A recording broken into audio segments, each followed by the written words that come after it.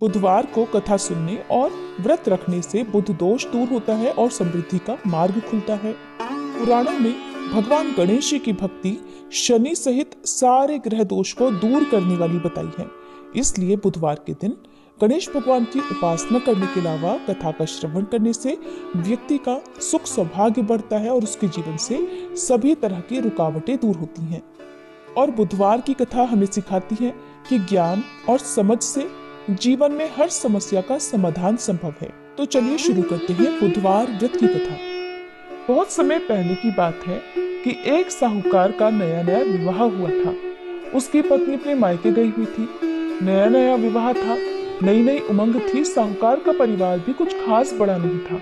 जो भी रिश्तेदार थे उनके घर बहुत दूर थे। अब साहूकार को अकेलापन खाए जा रहा था। उससे रहा नहीं गया और वह जा पहुंचा अपनी ससुराल। ससुराल में उसकी खूब आवभगत हुई। अगले ही दिन साहूकार ने कह दिया कि विदाई की तैयारी कर लीजिए, हमें निकलना है। अब संयोगवश वह दिन था बुधवार का।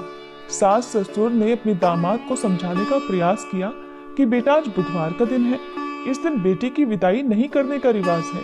बेटी की विदाई तो क्या, किसी भी शुभ कार्य के लिए यात्रा पर जाना बुधवार के दिन शुभ नहीं माना जाता। लेकिन साहूकार नहीं माना और कहा, मैं इन सब बातों को नहीं मानता, आप हमें जाने का आशीर्वाद दीजिए। अब अपने दामाद के आगे सास ससुर की भला कहाँ चलने वाली थी। मन महसूस कर तैयारी करनी पड़ी। बेटी की विदाई कर दी गई। आगे चलते चलते रास्ते में साहूकार की पत्नी को जोर की प्यास लगी। साहूकार जैसे ही पानी लेने के लिए गया और जब पानी लेकर वापस लौटा तो देखकर हैरान रह गया। उसने देखा कि उसकी ही हमशक्ल कोई व्यक्ति गाड़ी में पत्नी के बगल में बैठा हुआ है। उसकी पत्नी भी एक शक्ल के दो व्यक्तियों को सामने देखकर परेशानी में पड़ गई कि उसका पति कौन सा है। जैसे ही साहूकार ने पत्नी के पास बैठे व्यक्ति से पूछा कि वह कौन है, तो पलटकर उसने जवाब दिया कि भैया, मैं तो उस नगर का साहूकार हूँ और अपनी पत्नी को लेकर जा रहा हूँ। तुम बताओ तुम कौन हो और मेरी पत्नी पर तुम अपना अधिकार क्यों जमा रही हो। ऐसे बहस करते करते दोनों में विवाद बढ़ गया। विवाद को देखते हुए राज्य के सिपाही वहां पहुंचे और साहूकार को पकड़ लिया। अब सिपाही भी चक्कर में पड़ गए कि दोनों की शक्ल सूरत तो एक समान है। उन्होंने साहूकार की पत्नी से ही पूछा कि बताओ इसमें से तुम्हारा पति कौन सा है। अब बेचारी भला वह क्या जवाब देती। तब साहूकार ने हाथ जोड़ लिए और भगवान से विनती की कि हे भगवान, ये आपकी क्या माया है। तभी आकाशवाणी हुई कि मूर्ख, याद कर, कुछ समय पहले तूने ही तो अपने सास ससुर की आज्ञा न मानकर भगवान बुध का अपमान किया और बुधवार के दिन तू अपनी पत्नी को लेकर चल पड़ा, जबकि तुझे इस दिन नहीं जाना चाहिए था।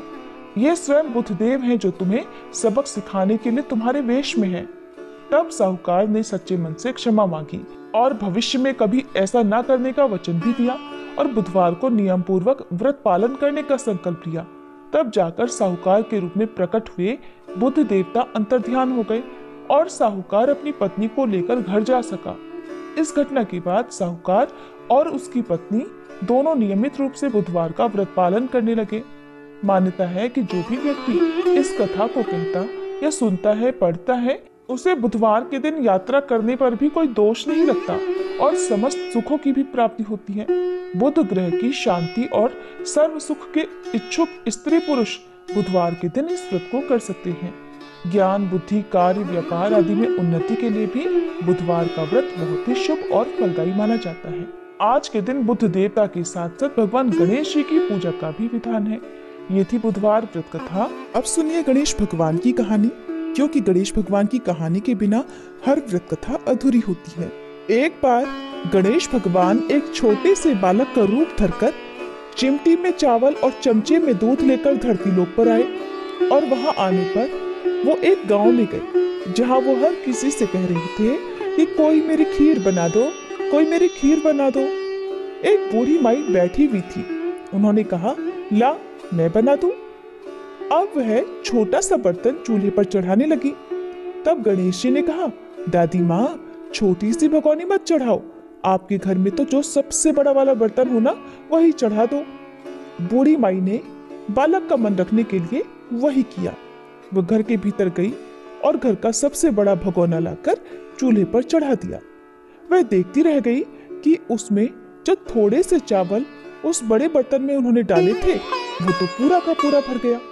अब गणेश जी ने कहा, दादी माँ मैं नहाकर आता हूँ, तब तक खीर तैयार हो जाएगी। खीर तैयार हो गई तो बूढ़ी माई के पोते पोती खीर खाने के लिए रोने लगे। बूढ़ी माई जब भी कुछ बनाती तो बिना गणेश भगवान को भोग लगाए कुछ नहीं खाती, न ही किसी और को खाने देती थी। तब उन्होंने मन ही मन कहा, गणेश जी तेरे भोग लगे। ऐसा कहकर उन्होंने चूल्हे में थोड़ी सी खीर डाली और कटोरी भरकर खीर बच्चों को दे दी।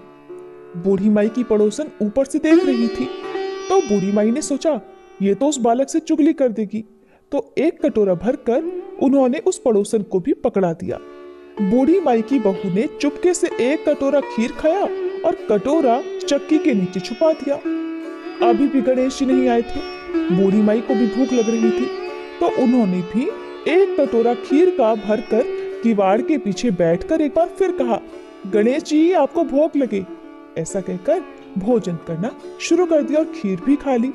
तब तक गणेश जी आ गए तो बूढ़ी माई ने कहा, अरे गणेशा खीर खा ले, मैं तो तेरी ही राह देख रही थी।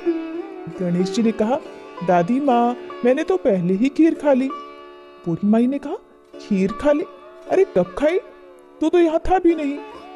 गणेश जी ने कहा, जब तुम्हारे पोते पोती ने खीर खाई तब खाई थी, जब तुम्हारी पड़ोसन ने खाई तब खाई, और जब तुम्हारी बहू ने खाई तब भी मैंने खाई। अब तुमने खाई तो मेरा तो पूरा पेट ही भर गया। बूढ़ी माई ने कहा, बेटा और सारी बात तो सच है, पर बहू बिचारी का नाम मत लो, वो तो सुबह से काम में लगी हुई है, फिर भला उसने खीर कब खाई? तब गणेश जी ने कहा, अरे दादी चक्की के नीचे देखो तो झूठा कटोरा पड़ा है और तुमने तो मुझे भोग लगाया, लेकिन तुम्हारी बहू तो वैसे ही खा गई।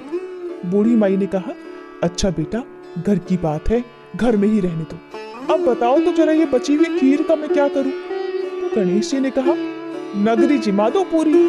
तो बूढ़ी दादी ने पूरी नगरी जिमा दी, फिर भी खीर का बर्तन पूरा भरा ही था। जब ये बात राजा को पता चली तो बूढ़ी दादी को बुलाया और पूछा, क्यों रे बुढ़िया, ऐसा बर्तन तेरे घर पर अच्छा लगे या हमारे घर पर सोवे?